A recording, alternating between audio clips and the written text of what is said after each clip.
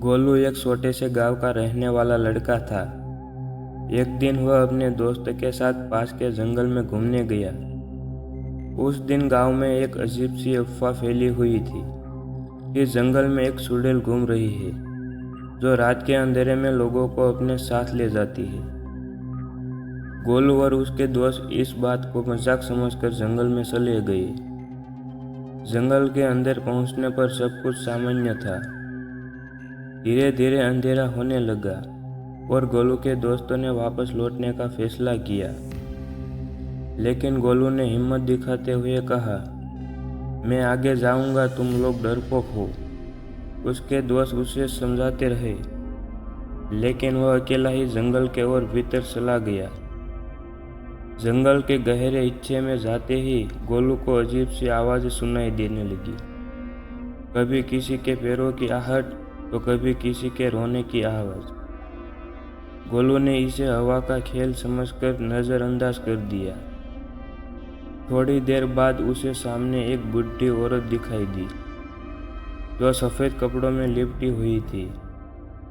उसके हाथ में एक जलता हुआ दीपक था और वह धीरे धीरे गोलू की ओर बढ़ रही थी।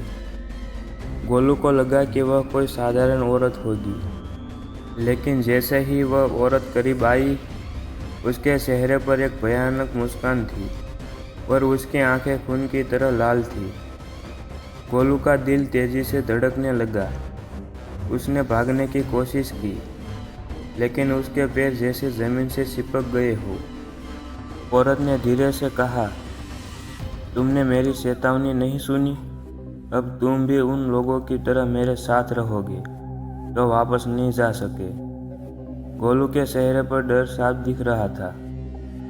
उसने पूरी ताकत से चिल्लाने की कोशिश की, लेकिन उसकी आवाज़ भी बंद हो गई। कुछ समय बाद गांव के लोग उसे ढूंढने के लिए जंगल में गए, लेकिन गोलू का कोई निशान नहीं मिला। उसके दोस्त भी बता नहीं पाए कि वह कहाँ गया। आज भी उस गांव में लोग कहते हैं कि जो उस जंगल में अकेला जाता है वह कभी वापस नहीं आता। अब गोलू वह अब उस जंगल की कहानी बन चुका था। इस कहानी से हमें यह सीख मिलती है कि हमें बुजुर्गों और समाज द्वारा दी गई चेतावनियों और सलाहों को गंभीरता से लेना चाहिए। कई बार हम जो चीज़ों के मजाक या अंधविश्वास समझते हैं, उनमें गहरा मतलब होता है। अज्ञानता और अति आत्मविश्वास से भरे निर्णय हमें खतरनाक परिस्थितियों में डाल सकता है।